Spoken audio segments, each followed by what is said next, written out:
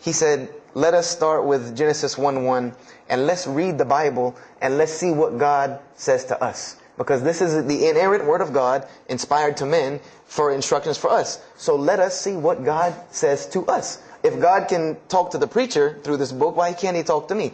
I said, you're right. I said, that's very good. I had a lot of time on my hands. I wasn't really allowed to do much anyway after school. So I said, why not? Let's read the Bible. I was somewhat nerdy as a 14, 15-year-old, 16-year-old. So we started to read the Bible. And we decided to go from Genesis 1:1.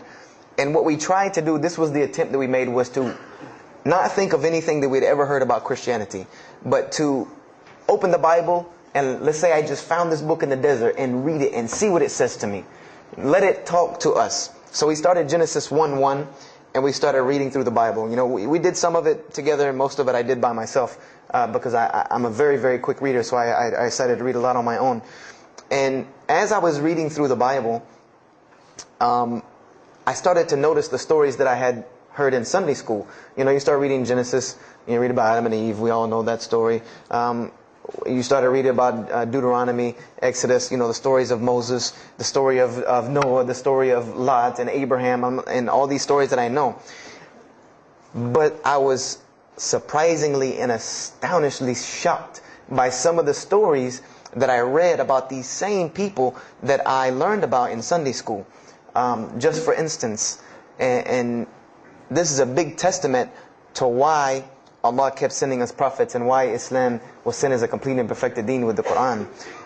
If you read about Noah in the Bible, there is the story about Noah saving humanity from the flood with an ark and all of that. There is this in the Bible. There's another aspect to the story of Noah that not many people know about unless they actually take time to open a Bible. This will not be preached from any pulpit anywhere. Is that the Bible says that Noah was an alcoholic. This is the Bible's portrayal of Noah, or Nuh alayhi salam, that he was an alcoholic, he was a drunkard. This is the word used in the Bible, that he was a man given to alcohol. And I'm a psychology major, and my field of specialty is mental illnesses, and alcoholism is one of those, is a mental illness. And I know from seeing alcoholism's effect on one of my close friends' parents, I know that someone who is truly addicted to alcohol, and if Noah lived for so long addicted to alcohol, he was seriously addicted to alcohol. It is hard for someone addicted to alcohol to hold down a 9-to-5 job working at McDonald's flipping hamburgers, much less construct an ark to save humanity from a flood that's never happened. So that stopped me for a moment in my tracks, and I said, Noah was an alcoholic, you know, and it bothered me for a minute because I said, you know, things started popping in my mind like, if Noah was a drunkard, how did he know God was talking to him? Because, you know, I've seen some people, they're alcoholics, you know, you were just asleep in my dog's food bowl the other night, drooling, and now you're telling me you were talking to God last night. You know, you know, to rationally, that would not make sense to me. That's like, you know, an alcoholic on the street coming to you and tell you God's talking to him. You know, he has no, this would give this man no validity. This man has no validity with anyone. So I didn't pay it too much attention. It caught me, but I said, you know what? I'm going to keep going, because there's one thing that you don't do in Christianity, and I'll tell you what it is in a minute when I started doing it. Then I came across the story of Lot, or Lut alayhi salam. And we all know the story of Sodom and Gomorrah in these stories, but there's another very twisted story in the Bible about Lot and his daughters. There's a story of Lot and his daughters in the Bible that says his daughters got him drunk one night and seduced him and committed incest with him. A'udhu billah. This is the Bible. This is one of the Bible portrayals of the prophets of God. The person who saved his family from Sodom and Gomorrah. This is the story that is in the Bible. So I'm catching myself again, like, oh, this is becoming a really bad habit that I'm seeing. This is becoming a bad recurrence that I'm seeing over and over again in this Bible. So, you know, after that I started, you know, speeding through some of the other mumbo jumbo to get to more of these prophet stories. And I got to the story, there are others, and there are some stories in the Bible that are not PG rated, period. They're not rated for talking anywhere. You would need an 18 and up ID card to be able for me to even tell you these stories. So the one that intrigued me, that caught my attention the most, was of my most beloved story in the Bible, and that was of David and Goliath. That was my most intriguing story to me, because not only was, it said that in the Bible that David was a very small man and Goliath was a very big man, and that was appealing to me because I've always been very short, and as a kid I was really short. So, I said this was a very beautiful story to me, just in its prose and in its concept of overcoming. And so I started to read about David. And there are very beautiful stories about David in the Bible. There are indeed. But there is one story about David in the Bible that shocked me to my core. And it's a story about three people. There's three people in this drama: David, Bathsheba, and Uriah. And it says that David saw this woman named Bathsheba. And she was one of the most beautiful women of her time. And she happened to be married to one of the commanders of his army named Uriah. But David on this day decided that he was not able to resist his temptation to be with this woman Bathsheba, so he did. And he committed adultery with her. And knowing that he did this, the way that he decided to cover it up was he sent a letter to the generals of his army saying that when the battle was fierce, for everyone to pull back and abandon Uriah, so that he would be killed, and when he dies, then he could have Bathsheba, no harm, no foul. So David went from being the slayer of Goliath, the hero from man, to an adulterer, a plotter, and a murderer. And so this is when I really caught myself and said, hold on now.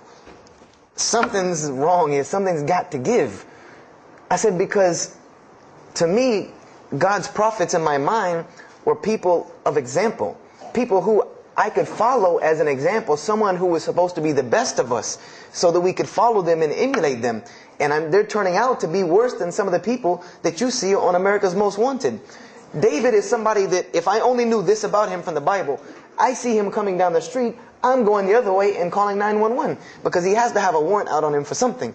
This is what I'm thinking in my mind. This man is not an honorable man at all. He killed Goliath, yeah, but he killed this other guy named Uriah to be able to commit adultery with his wife. So I committed the cardinal sin in Christianity. I started asking questions. This is the one thing you do not do in Christianity, is you don't ask questions, especially not about issues like this. So I went to my pastor and I started asking questions. What's going on here? Pastor, there's a very bad recurring habit about these men in the Bible. What is the deal here? And I remember he told me the same thing that almost every pastor or every evangelist or anyone I talked to about this, same answer, almost like it was programmed. They would put their hand on my shoulder and say, Brother Joshua, don't let a little bit of knowledge wreck your faith, because you're not justified by knowledge, you're justified by faith. And they would quote me verses like, lean not on understanding, Paul's, we're justified by faith in Jesus Christ. They would quote this whole line of thing to me like it was already pre-programmed, that they programmed in pastor school that people are going to ask you questions and here's the answer.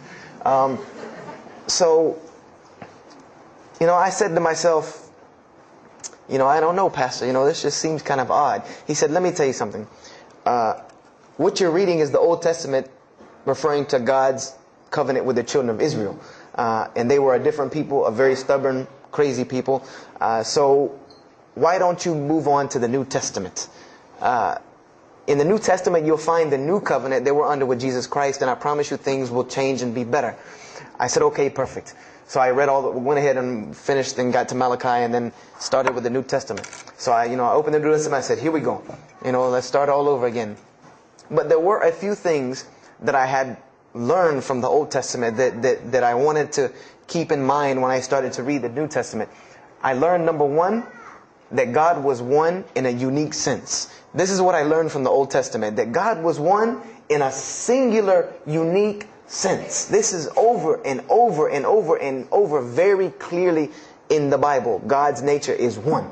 This is so clear through the Old Testament. And that He was very jealous about His worship. And every single time the children of Israel would turn to something else other than Him, He would punish them and restrict their lifestyle. This is something that I learned. And it kind of the similitude to me with how God dealt with the children of Israel was, and I hate to use this stark contrast, but it's almost as if one of us went out, God forbid, I hope not, and let's say we went out here and robbed a bank. You rob a bank, you're going to jail for a long time. And every day when you wake up, do you think that jail is going to look like the Hilton at LAX? No, I doubt it. It's probably dark, cold, bad food, orange jumpsuits, not nice people, the whole 9 yards.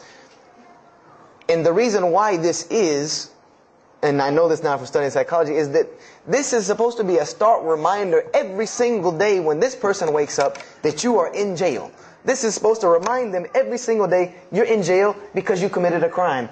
And we run this, not you. This is the message that is being portrayed to this person in jail. So when the children of Israel kept rebelling against God, He restricted their lifestyle. If you study Judaic law now, it is some of the most strict religious laws.